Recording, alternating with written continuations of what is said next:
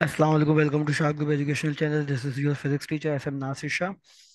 Okay student, हमारा जो है वो करंट इलेक्ट्रिसिटी का चैप्टर कंटिन्यू है और लास्ट टाइम हमने रेजिस्टेंस को डिस्कस किया था। Now we are going to discuss uses of resistance. Resistance is also useful in thing like transistor, radios and TV sets. Resistance जो है वो हम इन चीज़ों में भी इस्तेमाल करते हैं, जैसे ट्रांजिस्टर, रेडियोस हो गए, टीवी सेट्स हो गए। कि इनको लाजमी सी बात है, अगर हमें इनको हम डायरेक्ट करंट प्रोवाइड नहीं कर सकते, इनकी जो करंट की डिजायर्ड वैल्यूज होती हैं उनको देने के लिए हमें रेजिस्टेंस का इस्तेमाल करना पड़ता है, क्योंकि रेजिस्टेंस क्या करता है, करंट को ब्लॉक करता है। तो जितनी वैल्यू का रेजिस्टेंस होगा उसके अकॉर्डिंग हम जो है वो डिजायर्ड करंट जो है वो आगे लोड को सप्लाई कर सकेंगे। So suppose you want to lower the volume on your TV. फर्ज करें कि आप जो है वो अपने टीवी का जो है वो वॉल्यूम कम करना चाहते हैं। You turn the volume knob, आप जो है वो वॉल्यूम नॉब को टर्न करेंगे and the sound get quieter. तो कंडीशन क्या होगी, साउंड क्या होना शुरू हो जाएगा, कम होना शुरू हो जाएगा, क्वाइट होना शुरू हो जाएगा। But how does that happen? लेकिन ये होता कैसे? The volume knob is actually part of N electronic component. Volume knob actually ये क्या है student, part of electronic component है, जिसको आप वेरिएबल रजिस्टर कह रहे हैं। सही है। वॉल्यूम नॉब आप इंक्रीज करेंगे, रेजिस्टेंस बढ़ेगी। जब रेजिस्टेंस बढ़ेगी तो if you turn the volume down, अगर आप जो है वॉल्यूम डाउन की डायरेक्शन में जो है वॉल्यूम नॉब को टर्न करेंगे, you are actually turning up the resistance. तो आपने रेजिस्टेंस क्या किए, वॉल्यूम नॉब के जरिए इंक्रीज किए इलेक्ट्रिकल सर्किट में। They drive the TV loud speaker, जो कि टीवी के लाउड स्पीकर को ड्राइव कर रहा है। When you turn up the resistance, जैसे ही आपने रेजिस्टेंस बढ़ाई, the electric current flowing through the circuit is reduced. तो सर्किट के अंदर इलेक्ट्रिक करंट रिड्यूस होना शुरू हुआ। विद लेस करंट, जैसे एक लेस करंट मिलेगा तो लेस एनर्जी मिलेगी, और जो पावर को जो लाउड स्पीकर को पावर प्रोवाइड की जा रही थी वो कम हो जाएगी। So it sound much quieter. तो यहाँ तक साउंड जो है वो काफी हद तक कम हो जाएगा, जितना आपने वॉल्यूम नॉब को जो है वो वेरी किया होगा और चेंज किया होगा। Okay student, when we talk about Joule's law, so introduction क्या है। An English physicist Joule gave the quantitative measurement of heat generated by conductor. English physicist थे जूल नामी साइंटिस्ट ने, जिन्होंने जो है वो पहली मर्तबा बताया कि कोई भी कंडक्टर के जरिए जो हीट जनरेट होगी, एक क्वांटिटेटिव उसकी मेजरमेंट क्या होगी और कितनी हीट जनरेट हो रही है during flow of electric current. जब उसमें से करंट गुजरेगा तो इंटरनल रेजिस्टेंस की वजह से जो है वो हीट जनरेट होगी, जिसको हीट डिसिपेशन का भी नाम दिया गया। और इसको हमने क्या कहा, जूल्स लॉ कहा। When charges flow through a conductor, जब किसी कंडक्टर में चार्ज फ्लो करेगा student, they collide with the atom and loss some energy. तो वो चार्ज बेसिकली एटम से कोलाइड करेगा और कुछ ना कुछ एनर्जी को लॉस करेगा। So this energy is gain by the atom and increase the amplitude of vibration. तो वहाँ एटम जब एनर्जी गेन करेगा और अपनी वाइब्रेशन का एम्पलीट्यूड बढ़ा देगा, thus the conductor become hot. उस टाइम पे कंडक्टर क्या हो जाएगा, वार्म अप हो जाएगा, हॉट हो जाएगा, गर्म हो जाएगा, एंड जनरेट हीट, और हीट जनरेट करना शुरू कर देगा। In order to continue steady current, और स्टेडी करंट मतलब सेम करंट, कांस्टेंट करंट। जब एक जैसा जो है वो करंट वहां पर मिलना शुरू हो जाएगा तो work has to be done on electric charges. तो हम कहेंगे इलेक्ट्रिक चार्जेस ने वर्क डन कर लिया है, जिसके नतीजे में वो कंडक्टर हीट अप होगा। स्टेटमेंट की अगर हम बात करें स्टूडेंट, तो according to Joule's law, the amount of heat generated due to flow of charges, जो भी अमाउंट हीट की जनरेट हो रही है चार्जेस के फ्लो की वजह से, वो is equal to the product of the square of the current, resistance and the time duration. तो वो स्क्वायर ऑफ द करंट के, रेजिस्टेंस के और टाइम के क्या होगी, प्रोडक्ट के इक्वल होगी। सो फॉर्मूला क्या बन जाएगा, जूल्स लो का, heat is equal to I square R T, I for current, R for resistance और T for time. Okay student, electric power की हम बात करें तो the rate at which the work is being done in an electrical circuit is called an electric power. Electric power क्या होगी कि जो भी वर्क डन हो रहा है स्टूडेंट, उसको हम टाइम के लिहाज से देखें तो वर्क डन जो है वो चार्जेस के नतीजे में हो रहा है, तो ये इलेक्ट्रिकल वर्क डन कहलाएगा टाइम के लिहाज से। तो ये हमारे पास इलेक्ट्रिक पावर बन जाएगी, क्योंकि पावर का जनरल फॉर्मूला तो यही होता है कि rate of doing work is called power. और यहाँ वर्क डन क्योंकि चार्जेस के अकॉर्डिंग में है तो इलेक्ट्रिक पावर बन जाएगा। या आप इसको ये भी कह सकते हैं कि the rate of the transfer of energy, rate का मतलब टाइम के हिसाब से देख रहे हैं, और एनर्जी ट्रांसफर हो रही है तो वर्क क्योंकि इटसेल्फ एनर्जी ही है। The ability of doing work is called energy, काम करने की सलाहियत तवानाई कहलाती है। तो इसकी ये डेफिनेशन भी बन सकती है कि the rate of the transfer of energy, energy का ट्रांसफर होने का रेट क्या है, कितने टाइम में कितनी एनर्जी ट्रांसफर हो रही है, वो भी इलेक्ट्रिक पावर कहलाएगा student. So when a current flows through a resistor, जब करंट जो है वो रेसिस्टर से फ्लो करेगा, electrical energy is converted into heat energy. तो यहाँ पर इलेक्ट्रिकल एनर्जी एटम की वाइब्रेशन की वजह से, एटम जैसे ही एनर्जी गेन करेगा तो वाइब्रेट करेगा, उसकी वाइब्रेशन का एम्पलीट्यूड बढ़ जाएगा, जिसकी वजह से वो हीट एनर्जी को प्रोड्यूस कर देगा। So the heat generated in the component of a circuit, तो सर्किट के कंपोनेंट के अंदर हीट जनरेट होगी, all of which possess at least some resistance is dissipated into the air around the component. लाजमी सी बात है कि हर कंडक्टर के तो कुछ ना कुछ रेजिस्टेंस होती है, और जब वो हीट जनरेट करेगा तो इसमें एनर्जी जो है वो डेसिपेट होगी, और is dissipated into the air around the component. और आप देखेंगे कि वो कंपोनेंट, वो पार्ट थोड़ा वार्म अप हुआ होगा जब आप उसको हाथ लगाएंगे या टच करेंगे, तो उसका जो बेसिकली सराउंडिंग एरिया है उस कंपोनेंट का, वो वार्म अप हुआ होगा, वो खुद भी कंपोनेंट क्या हुआ होगा, वार्म अप हुआ होगा, हॉट हुआ होगा हीट की वजह से। तो ये हीट डेसिपेशन भी कहलाती है, इसको हम पावर डेसिपेशन भी कहते हैं। सो पावर डेसिपेशन की अगर आप बात करें, तो the rate at which heat is dissipated, जो भी हीट जो है वो डेसिपेट हुई है, बाहर निकली है, ज़ाया हुई है, उसको अगर हम टाइम के लिहाज से देखेंगे इलेक्ट्रिकल सर्किट में, तो वो पावर डेसिपेशन कहलाएगी। सो मैथमेटिकल एक्सप्रेशन क्या है कि consider a conductor of resistance R, आपने फर्ज कर लिया कंडक्टर है जिसकी रेजिस्टेंस कैपिटल आर है, थ्रू विच चार्जेस क्यू, उसके अंदर से गुजरने वाला चार्ज क्यू है, और वो कितने टाइम के लिए गुजर रहा है स्टूडेंट, टी टाइम के लिए गुजर रहा है। व्हेन पोटेंशियल डिफरेंस भी, जब आपने पोटेंशियल डिफरेंस भी अप्लाई किया है, so that the current flowing through the conductor is I, तो उसके अंदर करंट कितना होगा, आई होगा। तो V बराबर है W upon Q, work per unit charge, work done निकालना है तो चार्ज डिवाइड हो रहा है, लेफ्ट साइड पे आके मल्टीप्लाई हो जाएगा, तो W is equal to V into Q बन जाएगा, यानी कि work is equal to voltage into Q charge. So the power dissipated as heat power का formula, work upon time, work की जो आपने वैल्यू पुट करी वी क्यू अपॉन टाइम, और आप जानते हैं करंट का फॉर्मूला क्या होता है, चार्ज अपॉन टाइम, तो आपने इस चार्ज अपॉन टाइम की जगह आई पुट कर दिया, और according to Ohm's law V बराबर होता है आई आर के, तो आपने वी की जगह आई आर पुट किया, तो आई इंटू आई बन गया आई स्क्वायर आर, और हम जानते हैं according to Ohm's law V is equal to I R, तो V upon R is equal to I, R multiply होगा तो लेफ्ट साइड पे आके डिवाइड हो जाएगा, तो आपने आई की जगह वी अपॉन आर रखा, क्योंकि होल स्क्वायर था तो दोनों पे स्क्वायर आ जाएगा, V square upon R square, एक आर से एक आर कैंसिल, तो पावर का फॉर्मूला बन जाएगा V square upon R. Okay student, kilowatt hour की अगर हम बात करें तो kilowatt hour is a large unit of electrical energy. तो यहाँ पर पीएमटी पे आपने अक्सर देखा होगा, पैरामाउंट ट्रांसफार्मर पे, कि वहाँ जो एनर्जी मेंशन होती है वो किलोवाट आवर में होती है। तो किलोवाट आवर जो है बेसिकली वो इलेक्ट्रिकल एनर्जी की बड़ी यूनिट है जिसको हम इस्तेमाल करते हैं।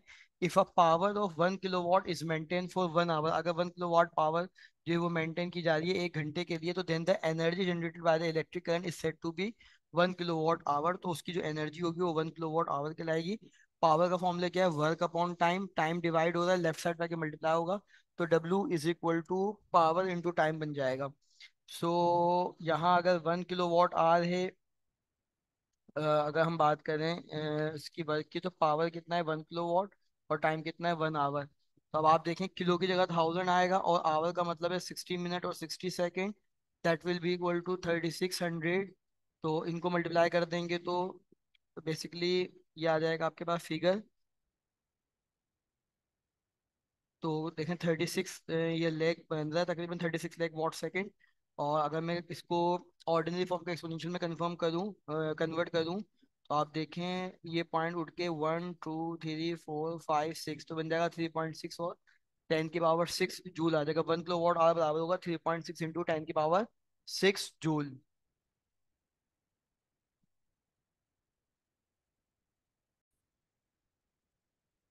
ओके स्टूडेंट, इलेक्ट्रिकल कंपोनेंट की अगर हम बात करें तो the devices that are used to control the flow of electron, ऐसे डिवाइसेस जो कि बेसिकली इस्तेमाल की जाएंगी फ्लो ऑफ इलेक्ट्रॉन को कंट्रोल करने के लिए इन इलेक्ट्रॉनिक सर्किट, किसी भी इलेक्ट्रॉनिक सर्किट में, उसको हम कहते हैं इलेक्ट्रिकल इलेक्ट्रॉ या तो इलेक्ट्रिकल कहेंगे या इलेक्ट्रॉनिक कंपोनेंट कहेंगे।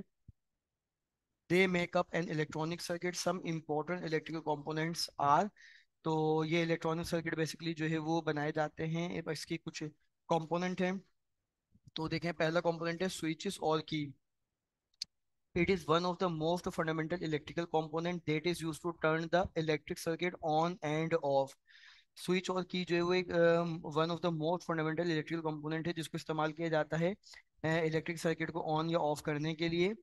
तो रजिस्टर की अगर हम बात करें, it is a two terminal electrical component, ये दो टर्मिनल इलेक्ट्रिकल कंपोनेंट होता है that is used to provide obstruction the path of the current in a circuit, जो कि किसी भी सर्किट में करंट को ब्लॉक करने के लिए या करंट की डिजायर्ड वैल्यू को आगे पहुंचाने के लिए आप जो है वो रजिस्टर का इस्तेमाल करते हैं। सो बैटरी की बात करें, it is the source of electrical power, ये एक electrical power source of electrical power है जिसके जरिए हम इलेक्ट्रिसिटी इलेक्ट्रिकल पावर जो है वो प्रोवाइड करते हैं, एनर्जी प्रोवाइड करते हैं। It convert chemical energy into electrical energy. और ये बैटरी बेसिकली क्योंकि डीसी के ऊपर वर्क करती है, डायरेक्ट करंट पर वर्क करती है, तो ये केमिकल एनर्जी को कन्वर्ट करती है इलेक्ट्रिकल एनर्जी में। ओके स्टूडेंट, ट्रांसड्यूसर की अगर हम बात करें तो it is an electrical component that convert one form energy into other form of energy. Transducer basically क्या काम करता है कि ये एक इलेक्ट्रिकल कंपोनेंट है जो कि एक एनर्जी की फॉर्म से दूसरी एनर्जी की फॉर्म में कन्वर्ट कर देता है। जैसे मैं अगर माइक्रोफोन की बात करूं, तो मोबाइल में जब आप किसी से बात कर रहे हैं तो उसके अंदर एक माइक्रोफोन लगा हुआ है जो आपकी आवाज़ को जो है वो आपकी वॉइस को आगे पहुंचा रहा है। तो माइक्रोफोन बेसिकली क्या करता है कि साउंड एनर्जी को इलेक्ट्रिकल एनर्जी में कन्वर्ट करता है। और फिर इलेक्ट्रिकल एनर्जी आपको पता है स्पीड ऑफ लाइट से ट्रैवल करके दूसरी जगह जाती है। तो वहाँ एयरफोन लगा हुआ होता है, एयरफोन में जैसी आवाज़ रिसीव होती है तो वो इलेक्ट्रिकल एनर्जी को दोबारा साउंड एनर्जी में कन्वर्ट करके वहाँ पे जिससे आप बात कर रहे होते हैं उस बंदे को वो वॉइस मिल जाती है। So that convert sound energy into electrical energy, जो ट्रांसड्यूसर करता है। एलडीआर की अगर हम बात करें तो लाइट डिपेंडेंट रेजिस्टर कहलाता है। It is an electronic component, ये भी एक इलेक्ट्रॉनिक कंपोनेंट है that is used to detect light, light को डिटेक्ट करता है। It resistance depend upon the intensity of light, जितनी ज्यादा लाइट की इंटेंसिटी होगी इतनी इसकी रेजिस्टेंस बढ़ जाएगी, जिसको हम एज अ लाइट सेंसर भी इस्तेमाल करते हैं। थर्मिस्टर क्या है? It is an electronic component that is use to detect change in the temperature, ये एक ऐसा इलेक्ट्रॉनिक कंपोनेंट है जो कि बेसिकली टेम्परेचर की चेंजिंग को डिटेक्ट करता है। It resistance depend upon the temperature, temperature जितना ज्यादा टेम्परेचर के ऊपर इसकी रेजिस्टेंस डिपेंड करेगी, टेम्परेचर ज्यादा होगा इसकी रेजिस्टेंस बढ़ जाएगी, टेम्परेचर कम होगा इसकी रेजिस्टेंस कम हो जाएगी। And use to measure and detect temperature change, और इसको मजीद जो है वो थर्मिस्टर को इस्तेमाल किया जा रहा होता है कि जहां पर हमें टेम्परेचर की मेजरमेंट या टेम्परेचर की डिटेक्शन करनी हो। रिले की अगर हम बात करें तो relay are the switches which aim at closing and opening the circuit, relay को एज अ स्विच इस्तेमाल करते हैं जहाँ पे हमें क्लोजिंग या ओपनिंग करनी हो सर्किट की इलेक्ट्रॉनिकली एज वेल एज इलेक्ट्रोमैकेनिकली, जहाँ पे हम इलेक्ट्रॉनिकली यानी कि कंपोनेंट के थ्रू करें, चार्जेस के थ्रू करें, इलेक्ट्रिसिटी के थ्रू करें, या इलेक्ट्रोमैकेनिकली के थ्रू भी हम इसको करते हैं कि जहाँ पे आपका कुछ ना कुछ मैकेनिकल वर्क भी हो और कुछ ना कुछ उसमें इलेक्ट्रिसिटी वर्क भी हो। Okay student, moving coil galvanometer की अगर हम बात करें तो galvanometer is an electromechanical instrument, galvanometer एक ऐसा इलेक्ट्रोमैकेनिकल इंस्ट्रूमेंट है which is use to for the detection of electric current, जो कि इलेक्ट्रिक करंट को डिटेक्ट करता है। किसी भी सर्किट में गुजरने वाला अगर इलेक्ट्रिक करंट है और करंट गुजर रहा है तो गैल्वानोमीटर के ऊपर उसके पॉइंटर की डिफ्लेक्शन शो होगी अगर वहां से करंट गुजरा है। So being a sensitive instrument, एक सेंसिटिव इंस्ट्रूमेंट होने की वजह से galvanometer can measure small current of the order of milli ampere and micro ampere, तो ये जस्ट बहुत कम करंट जो है उसको खाली डिटेक्ट कर सकता है मिली एम्पियर में और माइक्रो एम्पियर में। सो इसका प्रिंसिपल क्या है, और आपको अगर प्रॉपर करंट मेजर करना है तो फिर हमने इसको गैल्वानोमीटर को कन्वर्ट किया है एमीटर में करंट मेजर करने के लिए, और गैल्वानोमीटर को कन्वर्ट किया है वोल्ट मीटर में वोल्टेज मेजर करने के लिए। ओके स्टूडेंट, इसके प्रिंसिपल की अगर हम बात करें तो when a current carrying coil is placed in a magnetic field, के करंट कैरिंग कॉइल है जिसको रखा गया है मैग्नेटिक फील्ड में, it will experience a torque, तो वहां कुछ ना कुछ टॉर्क इंट्रोड्यूस हो जाएगा। The angle of deflection of coil is proportional to the magnetic magnitude of the current, कि जो भी बेसिकली डिफ्लेक्शन ऑफ कॉइल के एंगल होगा वो हमेशा प्रोपोर्शनल होगा मैग्नीट्यूड ऑफ करंट के। As you can see on your screen, इसके डायग्राम देख रहे हैं आप, नॉर्थ पोल है, साउथ पोल है, moving coil on metal frame है, फिक्स्ड सॉफ्ट आयरन कोर है, स्प्रिंग है, यूनिफॉर्म स्केल है, और यहाँ पर जो है वो ये कंडीशन है डायग्राम में। ओके स्टूडेंट, एमीटर की अगर हम बात करें तो ammeter is an electromechanical device, ammeter जो है वो एक इलेक्ट्रोमैकेनिकल डिवाइस है which is use to measure electric current through the circuit, circuit के अंदर जो करंट गुजर रहा है उसको मेजर करने के लिए हम एम मीटर का इस्तेमाल करते हैं। Conversion of galvanometer into ammeter, galvanometer को एमीटर में किस तरह कन्वर्ट करते हैं स्टूडेंट, तो since galvanometer is a very sensitive instrument जैसा कि हम जानते हैं कि गैल्वानोमीटर बहुत ही ज्यादा सेंसिटिव इंस्ट्रूमेंट है, therefore it can not measure heavy current, जो कि बहुत ज्यादा हैवी करंट मेजर नहीं कर सकता। In order to convert a galvanometer into an ammeter, galvanometer को एमीटर में कन्वर्ट करने के लिए एक हमें वेरी लो रेजिस्टेंस, जिसको हम शंट रेजिस्टेंस के नाम से जानते हैं, इसको हमें गैल्वानोमीटर के पैरेलल के अंदर जो है वो कनेक्ट करना होता है। लेट सपोज अगर ये गैल्वानोमीटर है, तो इसमें हम एक लो रेजिस्टेंस, जिसको हम शंट रेजिस्टेंस कह रहे हैं, तो आर एस को हम क्या करते हैं, इसके पैरेलल में कनेक्ट करते हैं। इस तरह गैल्वानोमीटर कन्वर्ट हो जाता है एमीटर में। An ammeter is always connected in series to a circuit so that most of the current passes through the shunt. देखिए कंडीशन समझ लें कि गैल्वानोमीटर को एमीटर में कन्वर्ट करने के लिए आपने गैल्वानोमीटर को क्या किया, शंट रेजिस्टेंस के साथ पैरेलल में जोड़ दिया, जो कि लो रेजिस्टेंस है एक्चुअली। और इस कंडीशन पे देखें क्या होगा। इस कंडीशन पे हमारे पास ऐसा है कि ये गैल्वानोमीटर जब एमीटर में कन्वर्ट हो जाएगा, अब मुझे सर्किट का कोई कोई कंपोनेंट है, ये सर्किट है, रेजिस्टर लगा हुआ है, करंट गुजर रहा है और ये बल्ब है।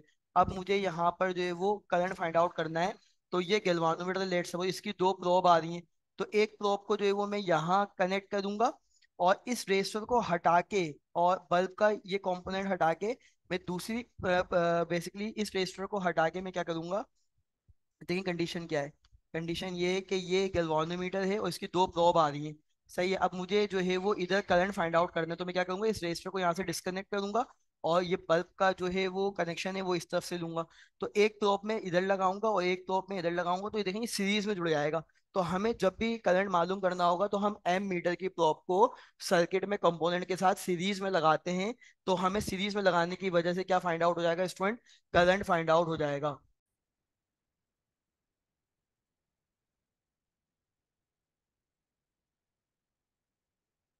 ओके सर, आप देख सकते हैं गैल्वानोमीटर है, शंट रेजिस्टेंस पैरेलल है, तो ये एमीटर की कंडीशन बन जाएगी। ओके, वोल्ट मीटर की अगर हम बात करें स्टूडेंट, तो कंडीशन क्या है कि voltmeter is an electromechanical device. Voltmeter जो है वो एक ऐसी इलेक्ट्रोमैकेनिकल डिवाइस है which is use to measure potential difference, जो कि बेसिकली वोल्टेज मेजर किया जाता है, वोल्ट पोटेंशियल डिफरेंस मेजर किया जाता है between 2 point. So conversion of galvanometer into voltmeter, तो गैल्वानोमीटर को जब हम वोल्ट मीटर में कन्वर्ट करेंगे, तो since galvanometer is a very sensitive instrument, तो गैल्वानोमीटर एक ऐसा सेंसिटिव इंस्ट्रूमेंट है, therefore it can not measure heavy potential difference, जो कि हैवी पोटेंशियल डिफरेंस यानी हैवी वोल्टेज को मेजर नहीं कर सकता, जस्ट डिटेक्ट करता है। तो in order to convert a galvanometer into voltmeter, galvanometer को वोल्ट मीटर में कन्वर्ट करने के लिए हमें हाई रेजिस्टेंस लगानी पड़ती है सीरीज में। कंडीशन क्या है, गैल्वानोमीटर है और इसके सीरीज में हमें एक आर एक्स यानी हाई रेजिस्टेंस लगानी पड़ेगी। तो ये जाके किस में कन्वर्ट हो जाएगा स्टूडेंट, वोल्ट मीटर में कन्वर्ट हो जाएगा। और वोल्ट मीटर को हमेशा जिस तरह वोल्ट मीटर को हमेशा जो है वो हम सर्किट के मिसाल के तौर पर, ये सर्किट है और ये आपके पास बल्ब है, रेजिस्टर है, सर्किट कंप्लीट हुआ हुआ है। अब मुझे अगर वोल्ट मीटर से इसकी वैल्यू निकालनी है, तो इसकी दो प्रोब है, इसको मुझे पैरेलल लगाना पड़ेगा। एक प्रोब इधर लगानी पड़ेगी और एक प्रोब इधर लगानी पड़ेगी, तो रेजिस्टर के अक्रॉस जो वोल्टेज आएगा स्टूडेंट, वो हमें फाइंड आउट हो जाएगा। ये कंडीशन है वोल्ट मीटर की। Electrical power transmission to a house, electrical power जो है वो हाउस तक आप ट्रांसमिट कर रहे हैं। The electric power enter our house through three wires के जरिए होती है। अर्थ वायर है जिसको हम ग्राउंड वायर भी कहते हैं, न्यूट्रल वायर है, और इसी तरीके से आप देखें लाइव वायर है। वन बाय वन डिस्कस करेंगे। अर्थ वायर और ग्राउंड वायर क्या है स्टूडेंट, के the earth wire is connected to a large metal plate buried deep in the ground.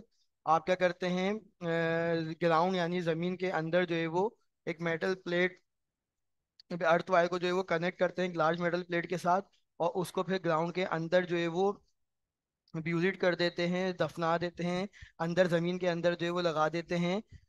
And it carries no current, जिस जो basically वहां पे वो कोई कोई करंट कैरी नहीं करता।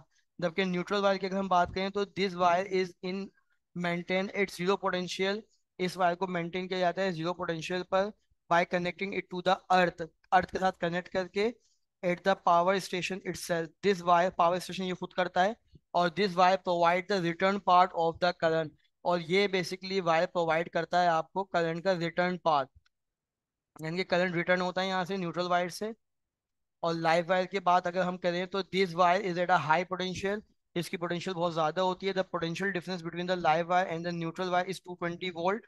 और कितना होता है वो 220 वोल्ट होता है।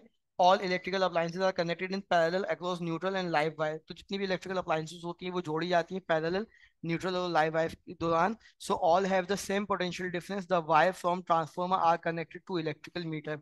तो तमाम पोटेंशियल डिफरेंस उनको सेम, वोल्टेज सेम होता है, और वायर को जो है वो ट्रांसफार्मर से कनेक्ट किया जाता है इलेक्ट्रिसिटी मीटर के through. The output power from the electric meter is then connected to the maintain distribution board from where home electric circuit is connected. और जो भी आउटपुट पावर होती है जो इलेक्ट्रिक मीटर से ली जा रही होती है उसको मेन डिस्ट्रीब्यूशन बोर्ड पर कनेक्ट किया जाता है जहाँ घर का इलेक्ट्रिक सर्किट होता है। So the main distribution box contain fuses of rating about 30 ampere. और जो मेन डिस्ट्रीब्यूशन बॉक्स होता है, सही है, वो 30 एम्पेयर के बेसिकली जो है वो आप उसको जो बॉक्स होता है वो फ्यूजेस वगैरह कंटेन करते हैं 30 एम्पेयर की कंडीशन पर। Each appliance is connected directly with live wire. और हर अप्लायंसेस जो हैं वो कनेक्ट होते हैं लाइव वायर्स के साथ directly through switch and fuse, switch और फ्यूज के जरिए। So that it fuse, if fuse of one appliance burn out, अगर एक भी अप्लायंस का फ्यूज जो है वो बर्न आउट होता है, it does not affect the other appliances. तो दूसरी अप्लायंसेस पे कोई अफेक्ट नहीं पड़ेगा।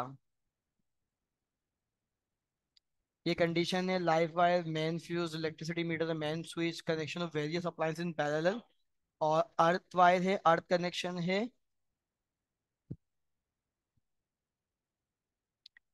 हैजर्ड्स ऑफ इलेक्ट्रिसिटी की अगर हम बात करें स्टूडेंट, तो as a source of power electricity has become part of our life. सही है, सोर्स ऑफ पावर इलेक्ट्रिसिटी जो है वो हमारी जिंदगी का हिस्सा है। Beside it usefulness there are many hazard of electricity. इस्तेमालात के अलावा अगर हम देखें इसके तो कई नुकसानात हो सकते हैं that must not be ignored, जिनको नजरअंदाज नहीं किया जा सकता। Following are some major hazards of electricity. Electric shock है, our body is a good conductor of electricity. हमारी जो बॉडी, हमारा जो जिस्म है वो इलेक्ट्रिसिटी के लिए गुड कंडक्टर है, क्योंकि हमारी बॉडी में ब्लड शामिल है और ब्लड के अंदर जाहिर है इलेक्ट्रॉन जो है वो फ्लो इजीली कर सकते हैं। If a person hold life wire, अगर कोई पर्सन लाइफ वायर को पकड़ ले तो current will start flowing to the ground while passing through his. तो करंट जो है वो स्टार्ट हो जाएगा फ्लो करना ग्राउंड की तरफ, क्योंकि बॉडी जो है वो अर्थ से क्या है, टच में है, कनेक्ट में है, which may prove fatal for the person. Voltage of 50 volt and current of 50 milliampere can be fatal. तो वोल्टेज ऑफ द यानी कि यूं समझ लें कि voltage of 50 volt and current of 50 milliampere जो है वो कहते हैं कैन बी फैटल, ये फैटल हो सकते हैं। Severity of shock depend on the pathway through the body, amount of current and length of exposure.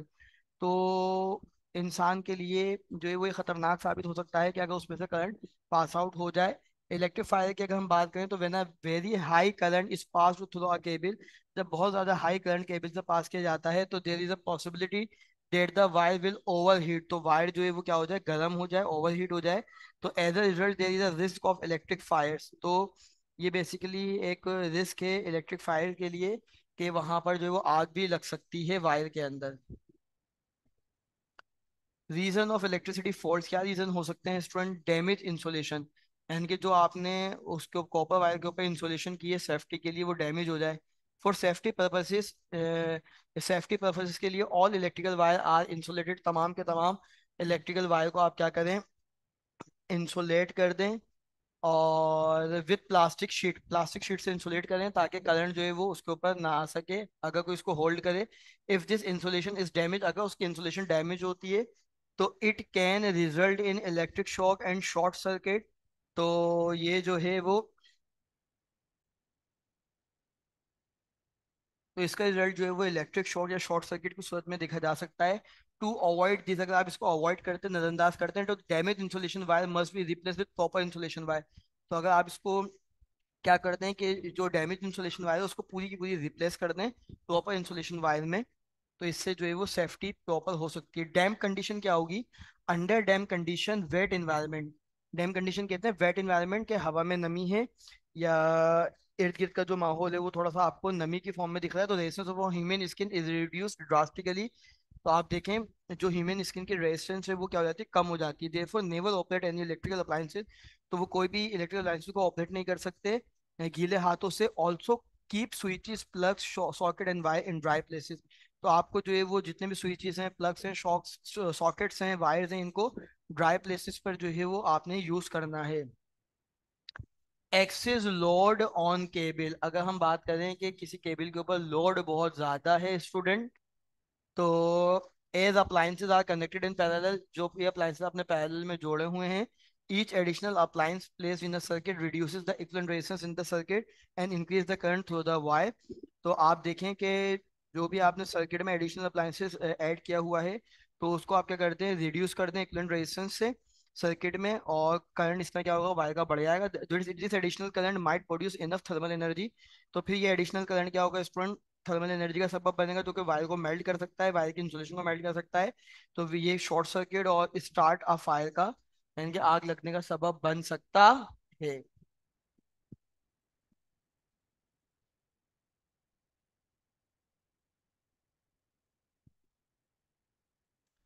Safety measure in electricity की अगर हम बात करें, तो as electricity can be potentially hazardous, therefore care should be taken to save ourselves from hazardous effect of electricity। जितने भी इसके नुकसानात हैं, इसके लिए आप जो है वो सेफ्टी, क्या क्या पर्पजेस, किन पर्पजेस के थ्रू आप सेफ्टी हो सकते हैं। Fuse, fuse is a short, fuse जो है वो एक शॉर्ट सर्किट के तौर पर इस्तेमाल होता है, कि thin metallic piece of a wire होता है विद लो मेल्टिंग पॉइंट होता है, connected in series with a live wire, series में लगाया जाता है। It melt and break the circuit, के अगर हाई वोल्टेज आएगा तो ये मेल्ट होगा और सर्किट को ब्रेक कर देगा, और when large current passes through it before the wire become very hot and cause the fire, तो आगे के जितने भी अप्लायंसेस हैं उनको खराब होने से बचाएगा। Fuses are normally rated 5 ampere, 10 ampere, 13 ampere, 30 ampere. इसके जो है वो फ्यूजेस जो है वो इतने करंट के आपके पास अवेलेबल होते हैं। इससे ज्यादा करंट आएगा तो उसको क्या कर देगा स्टूडेंट, वो डैमेज कर देगा, और आगे का पाथ, करंट का पाथ क्या कर देगा बेटा, ब्लॉक कर देगा। सर्किट ब्रेकर की अगर हम बात करेंगे, तो circuit breaker act as a safety device. Circuit breaker एक सेफ्टी डिवाइस के तौर पर इस्तेमाल हो रहा है। It disconnect the supply automatically, ये सप्लाई को ऑटोमेटिकली डिस्कनेक्ट कर देता है।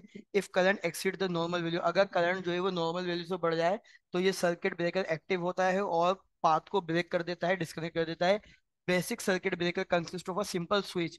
बेसिक सर्किट ब्रेकर जो है वो एक सिंपल स्विच के ऊपर डिपेंड कर रहे होते हैं, कंसिस्ट कर रहे होते हैं, connected to either a bimetallic strip, जिसमें बायोमेटेलिक स्ट्रिप कनेक्ट की जाती है, या इलेक्ट्रोमैग्नेट कनेक्ट किया जाता है। When the large current passes through the live wire, जब लाइव वायर से जो है वो लार्ज करंट पास होता है, तो bimetallic strip bend or the electromagnetic, bimetallic strip bend होता है या इलेक्ट्रोमैग्नेट बैंड होता है, become too strong that it will attract the iron strip to separate the contact, जो कि कॉन्टेक्ट को सेपरेट कर देता है और सर्किट को ब्रेक कर देता है कि उसमें से कोई करंट पास नहीं हो सकता। After the fault is repaired, जब फॉल्ट रिपेयर्ड हो जाएगा, तो ये कॉन्टेक्ट जो है वो दोबारा पुश्ड बैक करके आप इसको रिकनेक्ट कर सकते हैं। अर्थवाइज की बात करें, तो many electrical appliances have metal cases, कई इलेक्ट्रिकल अप्लायंसेस मेटल केसेस में होती हैं।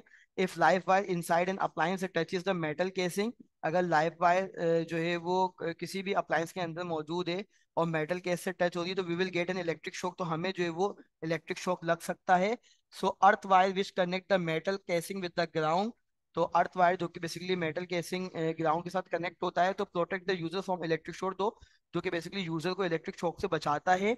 It provide a safe route for the current to flow in the ground, और ये वो सेफ रूट होता है जिससे जो है वो करंट ग्राउंड हो जाता है। A strong current pass through the earth wire because it has a very low resistance, और strong current जो है वो बेसिकली अर्थ वायर से पास होता है क्योंकि ये बहुत लो रेजिस्टेंस रखता है। This break the fuse and disconnect the appliance, और यहाँ पर ये फ्यूज को ब्रेक भी कर देगा और अप्लायंस से कनेक्शन भी डिस्कनेक्ट कर देगा। तो ये कुछ सेफ्टी पर्पसेस थे जो हमने आपसे डिस्कस किए। जब हम बात करते हैं effect of electric shock on human body की, तो electric current of 0.001 ampere can B failed. Electric current 0.001 ampere यानी कि 1 मिली एम्पेयर हम जो है वो फील कर सकते हैं। इलेक्ट्रिक करंट 0.005 एम्पेयर यानी 5 मिली एम्पेयर जो हमारी बॉडी के लिए पेनफुल हो सकता है, अगर हमें लग जाए तो हमें दर्द फील होगा। Electric current 0.01 ampere result in the contraction of the muscles, इतना करंट हमारे मसल्स को कॉन्ट्रैक्ट कर सकता है इन एन अनकंट्रोलेबल मैनर, सही है, जो कि बेसिकली उसकी अनकंट्रोल की कंडीशन को बना देगा। Electric current 0.015 ampere can lead to a lack of control over muscle, इतना करंट हमारी जो है वो basically lack of control over muscles, यानी कि मसल्स को जब वो डिस्टर्ब करेगा, तो इतना करंट जो वो डिस्टर्ब कर सकता है। Electric current 0.070 ampere passes through the heart, और इतना करंट जो है वो हमारे पास हार्ट से पास हो सकता है, क्रिएट अ सिग्निफिकेंट डिस्टरबेंस जो कि एक ऐसी डिस्टर्बेंस क्रिएट कर सकता है जो कि आपके लिए पेनफुल हो सकती है, and it is almost certainly fatal if the current continues for more than 1 second. और ये करंट अगर 1 सेकेंड से ज्यादा जो है वो आपके अंदर से गुजरता रहा तो ये फेटल कंडीशन आएगी, और इस कंडीशन पे जो है वो आपको बहुत ज्यादा नुकसान हो सकता है। We have the MCQ related to this chapter related to this topic, as you can see on your screen.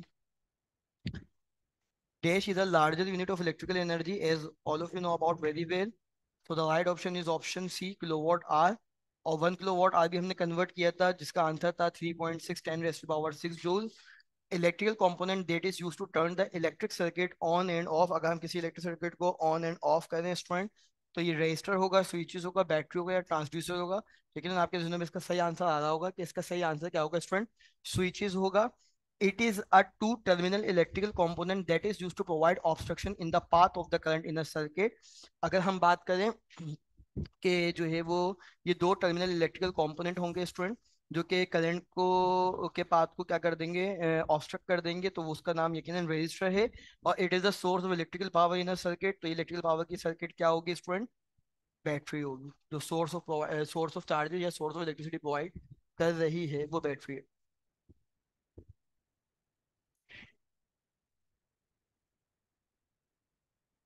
Which of the following is used for the detection of a small electric current through a circuit? So the right option is option C, galvanometer, जो कि small electric current को detect करता है। Which wire is connected to a large metal plate buried deep in the ground layer, जिसको आपने नाम अभी दिया था, अभी हमने थोड़ी देर पहले पढ़ा था, अर्थ वायर था। So this wire is maintain at zero potential by connecting it to the earth at the power station itself. So the right answer is neutral wire. और this wire provide the return path. तो आपको पता है कि कौन सी wire return path provide करती है, neutral wire return path provide करती है।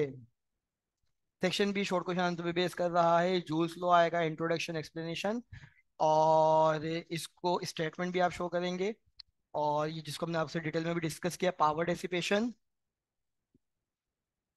न्यूमेरिकल की अगर हम बात करें स्टूडेंट, तो when the current in a pocket calculator, जब करंट गुजर रहा है पॉकेट कैलकुलेटर में से कितना, 0.0002 एम्पेयर, और टाइम कितना है 1 मिनट है, और कह रहे हैं कि how much charge flow every minute, हर मिनट में कितना चार्ज पास होगा। तो टाइम 1 मिनट है, that will be equal to 60 second. और करंट का फॉर्मूला क्या होता है, I is equal to Q upon T, T divide होगा लेफ्ट साइड पे मल्टीप्लाई होगा। तो charge is equal to current into time, I की वैल्यू पुट करेंगे, टाइम की वैल्यू पुट करेंगे, दोनों को मल्टीप्लाई करेंगे तो चार्ज आ जाएगा 0.012 कूलम।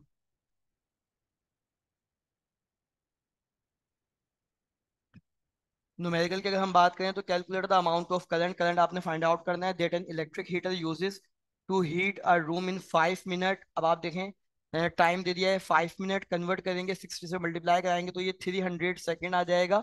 और चार्ज दिया हुआ है 2100 कूलम, करंट फाइंड आउट करना है। आई का फॉर्मूला है क्यू अपॉन टी, क्यू की वैल्यू और टाइम की वैल्यू दोनों को डिवाइड कर देंगे तो कितना आ जाएगा, I is equal to 7 ampere.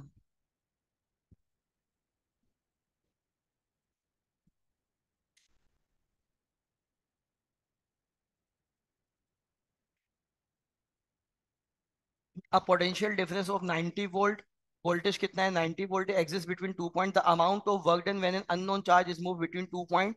Work done कितना है 450 जूल, और चार्ज आपने मालूम करना है। तो वी का फॉर्मूला क्या होता है, work done upon charge, charge divide होगा उधर जाके मल्टीप्लाई होगा, वोल्टेज मल्टीप्लाई होगा इधर जाके डिवाइड होगा, तो वर्क डन की वैल्यू वोल्टेज की वैल्यू दोनों को डिवाइड कर देंगे तो कितना आ जाएगा, 5 कूलम चार्ज आ जाएगा।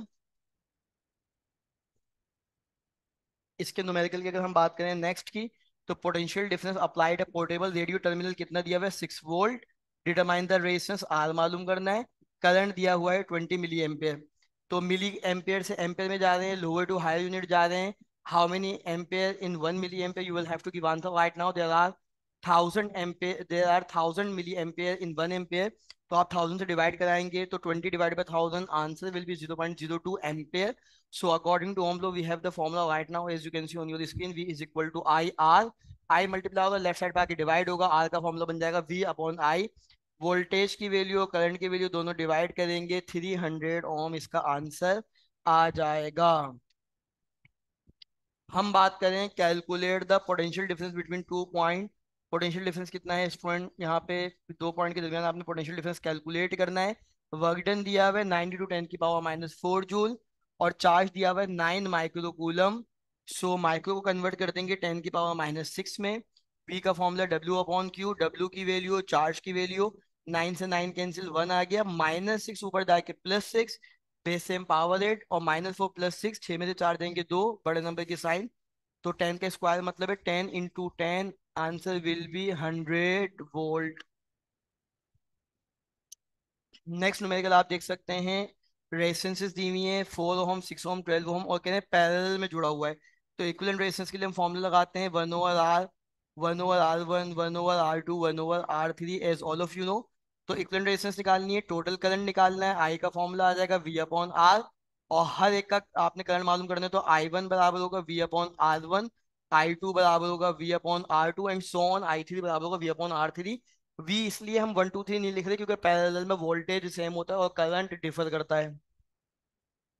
ओके स्टूडेंट, R1 की वैल्यू, R2, R3, इन तीनों का एलसीएम लेंगे तो एलसीएम 12 आएगा। 4 का टेबल इतना पड़ेगा 12 आ जाए तो 3 जा, तो 3 1 जा 3, 6 का टेबल इतना पड़ेगा 12 आ जाए 2 जा, तो 2 1 जा 2, 12 का टेबल इतना पड़ेगा 12 आ जाए 1 जा, 1 1 जा 1, 3 2 5, 5 1 6। इसको रेसिप्रोकल कर देंगे तो ये भी रेसिप्रोकल हो जाएगा, 12 को 6 से डिवाइड करेंगे तो इक्विवेलेंट रेजिस्टेंस आ जाएगी 2 ओम। आई का फॉर्मूला V/R, वी की वैल्यू रख दी, आर की वैल्यू रख दी, कितना आ गया 3 एम्पेयर। I1 आएगा V/R1, तो वी की वैल्यू R1 की वैल्यू दोनों को डिवाइड करेंगे, I1 that will be equal to 1.5 ampere. I2 आ जाएगा V की value 6, R2 6, that will be equal to 1 ampere. Then I3 is equal to V/R3, 6 and 12, that will be equal to 0.5 ampere. Okay, next numerical है 220 volt, voltage दे दिया है, power दे दिया है। फिर इन्होंने जो है वो कंडीशन क्या है, दूसरी पावर गिवन है बेटा हमारे पास। कह रहे हैं सर्किट इसमें 220 वोल्ट वोल्टेज जो है वो इस्तेमाल हो रहा है, और दो पावर के वहाँ बल्ब इस्तेमाल हुए, 120 वॉट का और एक 80 वॉट का। तो which bulb has the greater resistance, किसकी रेजिस्टेंस ज्यादा होगी, and which one has the higher current. तो आप देखें जिसकी रेजिस्टेंस ज्यादा होगी उसका करंट कम होगा, जिसके करंट ज्यादा होगा उसकी रेजिस्टेंस जो है वो कम हो जाएगी। So bulb of greater resistance और bulb with higher current find out करना है। कंडीशन क्या है आपके पास, सबसे पहले P का फॉर्मूला अप्लाई करेंगे तो P1 बराबर होगा V² अपॉन R1। तो कंडीशन है R1 उधर चल जाएगा, P1 इधर आ जाएगा, तो V² की वैल्यू, P1 की वैल्यू स्क्वायर करेंगे 220 का, देन 120 को डिवाइड करेंगे, आंसर विल बी 403.3 ओहम। और यहाँ V is equal to I1 R1, तो बेटा V I1 फाइंड आउट करना है, R1 मल्टीप्लाई होगा जाकर डिवाइड होगा, V की वैल्यू R1 की वैल्यू दोनों को डिवाइड कर देंगे, I1 कितना आ जाएगा 0.54 एम्पेयर। अब देखें कंडीशन क्या है, सेकंड पावर का फॉर्मूला उठाया V² अपॉन R2, तो ये R उधर चला जाएगा, P2 इधर आ जाएगा, V की वैल्यू और P2 की वैल्यू दोनों को डिवाइड करेंगे 605 ओम। और इसी तरीके से V का फॉर्मूला क्या है स्टूडेंट, I2 R2, तो R2 मल्टीप्लाई होकर जाकर डिवाइड हो जाएगा, V की वैल्यू और R2 की वैल्यू दोनों को डिवाइड कर देंगे 0.36 एम्पेयर। आई होप कि आपको ये बहुत अच्छे से क्लियर हो गया होगा स्टूडेंट। सेक्शन सी बेस कर रहा है लॉन्ग क्वेश्चन आंसर पर, जिसको मैंने आपसे बहुत डिटेल में डिस्कस कर लिया। इलेक्ट्रिकल कंपोनेंट है, स्विचेस और की रेजिस्टर, बैटरी, एक एक करके आपने डिफाइन करना है, transducer, LDR, thermistor, relay. Thank you for watching, I hope कि आज का लेक्चर बहुत अच्छे से क्लियर हो गया होगा। शाह ग्रुप एजुकेशनल चैनल को लाइक करें, सब्सक्राइब करें। अल्लाह हाफिज।